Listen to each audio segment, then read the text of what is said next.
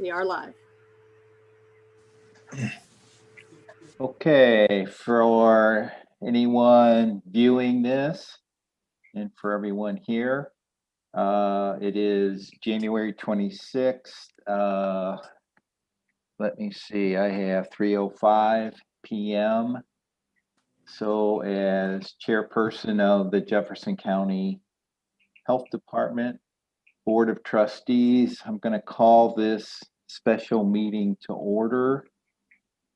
This is a totally virtual meeting. The proposed agenda for this meeting has only one item, which is the approval of an agreement needed for Jefferson County Health Department to receive COVID vaccine. And the timing of that agreement required the calling of the special meeting. So that's an explanation of what we're doing today. And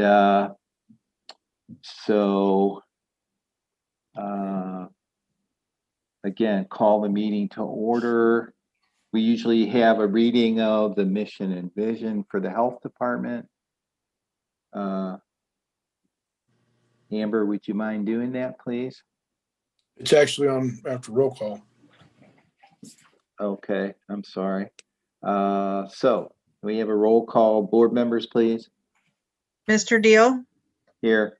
Dr. Henry, Here. Mr. Prater, Mr. Pig, Here. Ms. Davis. Here. Okay.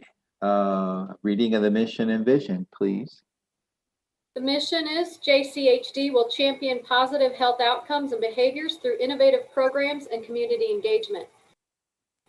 The vision is advancing the health and safety of Jefferson County. Okay. Thanks, Dr. Henry.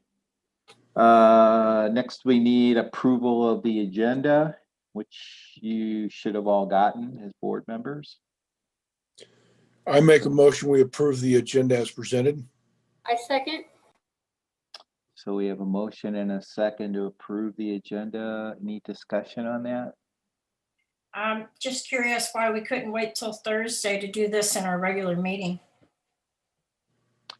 I mentioned already that the timing of this agreement required calling the meeting. Kelly can explain that in just a minute. Any other questions? No. Okay, so we have a motion second to approve the agenda. Everyone in favor, please say aye. Aye. Aye. Anyone opposed? Aye. Okay. So the agenda is approved. So next item is new business, which is the intergovernmental agreement with St. Louis County for COVID-19 vaccine program. So all the board members should have received a copy of this agreement. And I'm going to ask Director Volmar to talk about the agreement and why we need this meeting today, please. Thank you. Jefferson County Health Department has been trying to acquire vaccine for several weeks. We've placed an order over a 4-week period of time and have been unable to get an allotment through the state distribution process. Our partners have, but they are also as well having difficulty with vaccine allotments. At this point in time, you can order and may not receive vaccine, and you won't be able to order again for almost another week of time. So what has happened is they have allowed those entities that are CDC approved sites to be able to redistribute vaccine to other CDC approved vaccine providers. So we are an approved site. We are working with Mercy Jefferson on a very similar contract or agreement. And then as well, what St. Louis County has offered to assist us with this implementation. And so if there's the availability of extra vaccine to be able to get that vaccine in-house. The requirement though, because we are a separate government unit from St. Louis County, we have to have an intergovernmental agreement prior to being able to put that redistribution request in. And so what we're trying to do is get this finalized so that we, as soon as vaccine becomes available, we can go ahead and get the process in place and pick up the vaccine and begin immediately and immunizing our residents. So the idea is to have all of basically the paperwork, which is the holdup for a lot of this, in place so that no vaccine goes to waste and we are able to immunize our residents as quickly as possible. Okay, so again, everyone should have received a copy of the agreement. Christy, do we need to read that? Do you need to read the whole agreement into the record? No, you do not. No. The board members have it to review it. Yes, okay. How many pages is the agreement? 4 pages, single spaced. You don't think that needs to be entered into the public record for people to hear? Well, it will be entered in the public record once it is approved. But it doesn't need to be, the agreement itself, I mean, you don't read contracts at a board meeting, like verbatim into the microphone for the public to hear. You let them know with a summary of what the contract is about. And then each board member has it. And once it is approved, it is available to sunshine if somebody wants to sunshine it. Is there like a cover page that you can like hit on the main points of it, like what's in the contract for all of us board members so that we know? Did you not receive it prior to the meeting, Ms. Davis? Nope. My email has really been messed up. Okay, well, the high level summary of anytime you have cooperation between 2 governmental entities, you would need to have an intergovernmental agreement outlining what the obligations, the rights, responsibilities are each of the parties. So this agreement basically sets forth that the St. Louis County Department of Public Health is going to deliver vaccines to us so that we can distribute them to the Jefferson County residents because we don't have access to them ourselves right now. It provides that we must comply with all of the protocols for receiving those vaccinations, just as the St. Louis County Department of Public Health has to do so. And we have to follow the established protocol for how we deliver those vaccinations to patients as well. And as long as we continue to do that and they have the vaccinations they can provide for us, this intergovernmental agreement will allow us to get those vaccines so that we can distribute them out to residents of Jefferson County. So are we able to discuss this a little bit? Because I have a couple questions. So yesterday after I received Ms. some Davis, Yes. let's get a motion on the floor and then we'll have discussion. So can I have a motion to approve the intergovernmental agreement? I make the motion. I'll second the motion. Okay, so we have a motion and second. Okay, so any discussion? Yes. I looked up something that was given to us was something about, I don't know, it was a big long link of some sort. I copied it, pasted it to Google and looked it up. There was 196 pages. Is that what we're referring to today? No? I'm not sure what you're describing, but no. I think what you're talking about, Ms. Davis, is the actual MMH or something like that, the playbook. What you're probably referring to is the actual protocol for what the CDC sets out for how the vaccine is to be distributed, what temperature it's to be kept at. Everything down to, 196 pages. Is that what we're talking about today? No, you were talking about, no, ma'am. You were sent a 4-page document that had all of the information as far as the outline of what's being agreed to or not agreed to between St. Louis County and Jefferson County and what that outlines. That is the specific information that is being requested at this time.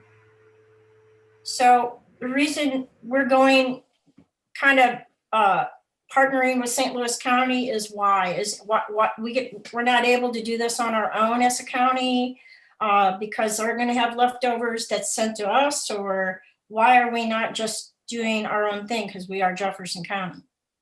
Because of the fact that we are Jefferson County and we have actually spoken with our representatives, our legislators, and have requested assistance with this. We This is not like a normal vaccine process where we work directly with the manufacturer and are able to order and receive the vaccine.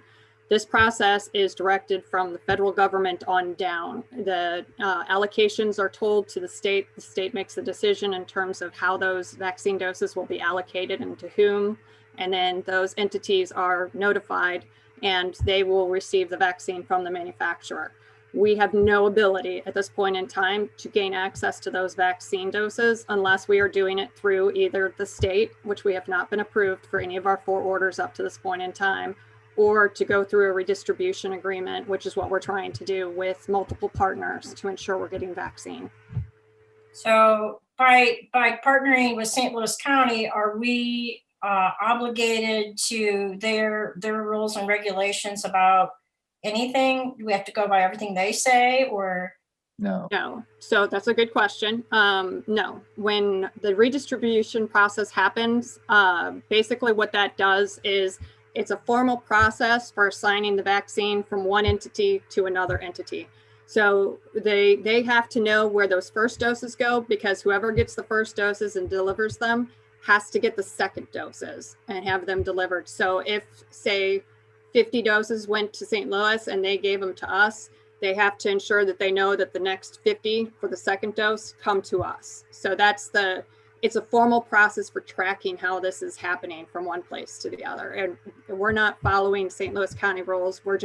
It's a process for tracking that vaccine. Okay, so I'm going to think outside the box here, because this is what people are going to be concerned about. That I've been talking to is at any point in the game, are people going to be mandated to take a vaccine? Or is it always going to be their choice? This is an emergency use authorization vaccine, and under such, it's my understanding that nobody is mandating the vaccine. I can't speak for other agencies, but Jefferson County Health Department has not mandated the vaccine. So in fact, St. Louis County would, for some reason, mandate it. I mean, they've done some things that our county hasn't done. Again, the classification of the emergency use authorization is very important in that this is not kind of that normal all the way approved process where there are other stipulations in place. This falls into a very special category, and hence I don't foresee many people that would try to say that this would have to be a mandatory process. This is a voluntary process for those who are interested. The problem is we have an extremely high amount of individuals within our community who are interested in getting the vaccine, and we have no vaccine coming into the county. Okay, it's refreshing to hear you say that. So thank you very much. The people that I'm talking to are very concerned about somebody forcing them to do something they feel that they can't do or won't do, or it's bad for their body, or it's against their religion. And so it's very refreshing to hear that that's not even going to be on our mind in Jefferson County. Is that correct? Yes. It's always going to be a free choice. Ma'am, some employers may require it of their employees, but that is an individual employer decision. That's not something that Jefferson County Health Department has mandated on employers or on residents. Okay, so none of that is going to come into play today. No. Perfect. Anything else? Nope, I'm good. Kelly, why are we having a problem getting vaccine directly from the state?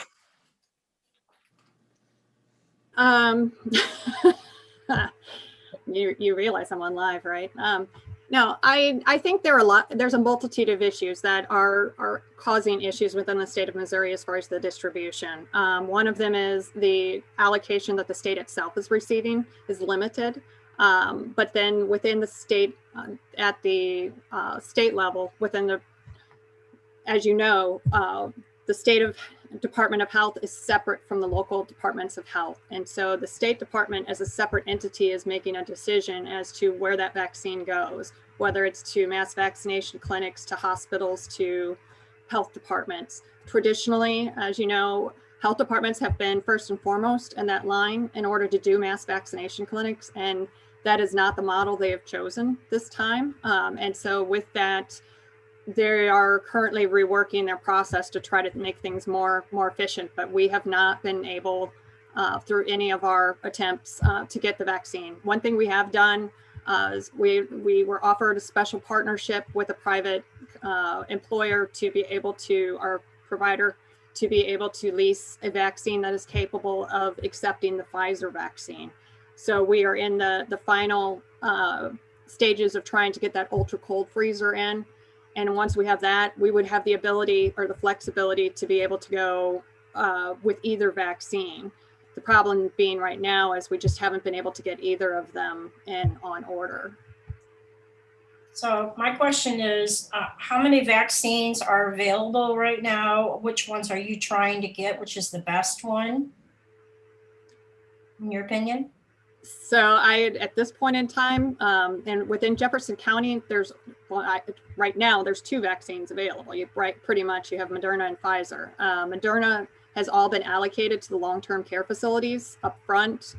And so those vaccines are working with the staff and residents. The Pfizer vaccine has been what is being pushed to the majority of healthcare providers across the state and to any additional vaccinators that have the ability to house that vaccine.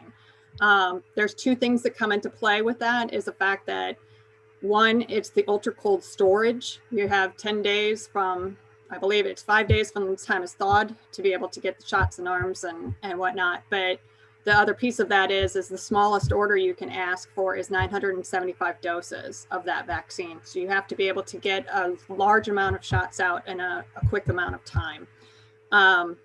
As far as one versus the other, I think that at this point in time, I can't speak to one being better than the other. All I can say is I would highly recommend that any resident take the opportunity to get the vaccine wherever they can get it, just because so far the vaccine distribution has been a little haphazard.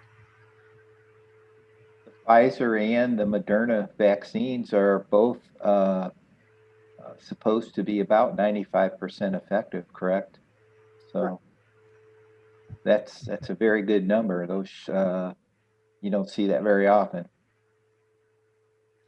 So we're ready. We've been planning. We've got our staff ready to go. At this point in time, just to keep you guys as updated as possible, we've been partnering with Mercy Jefferson and with ComTreat to facilitate vaccine within the county and to get our 1A and 1B populations established. And at this point in time, basically our goal is to collaborate. So whoever has the vaccine, we are trying to connect all of our clients and resources and individuals who are signing up through the information to those resources as they become available. But it's just been 1 week one will have it, the next week another will have it. So we've got about 17,000 people, I believe was the last number I heard, on the list of individuals who were interested in receiving the vaccine. Exactly what kind of liability is this on our department if someone gets a really bad reaction and dies from this vaccine that you put in their arm? So individuals are instructed. There's a very strong screening process that goes into place prior to an individual getting a vaccine. So things that might indicate an individual would have a severe reaction would counter-indicate them getting the vaccine in the first place. As far as any reactions, there is a mandatory period of observation after any of the shots. And so that's one of the things that has made planning for this a little more difficult, is because there is an observation period required after the shot is given. But then as well, that's why the follow-up is so important. So we would definitely be working with individuals, but all of the pre-planning and the pre-screening that the nurses do ahead of time for the medical providers are doing that to ensure that individuals are not receiving shots who might have a reaction. And then at most of the places, they are ensuring there's medical personnel, I believe, to be there just in case somebody does have a minor reaction. Is there some, I think I've been doing my research and I've seen a lot of people, there's even a doctor in Florida that died with the Moderna vaccine, and a woman that, has terrible muscle spasms and uncontrollable muscle spasms because of the vaccine.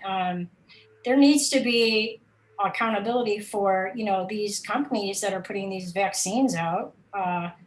If Ms. they can't Davis? sue them, they're going to try to sue us. Ms. and Davis, Put it in harm. there's a federal process for all vaccines that will look at any adverse effects from any vaccine. And as long as the provider is approved and follows all of the guidelines for providing the vaccine, they're covered from any liability. So the question is, as far as the provider is concerned, is whether it was given exactly as it should have been. And if so, then there's not a problem. But anyone who suffers any side effects, does have a process they can go through. So that's covered for all vaccines that we give or anyone else gives. Are people going to be required to sign some sort of a liability release, or are we going to just allow our health department just to put a vaccine in someone's arm with total, we're totally exposed liability wise?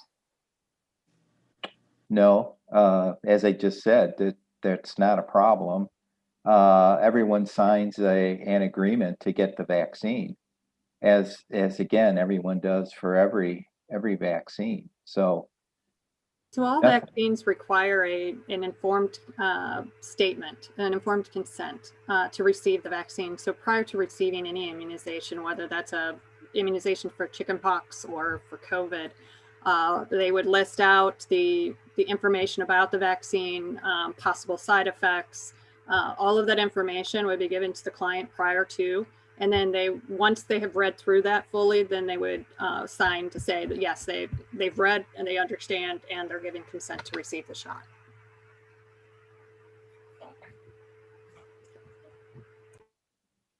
okay.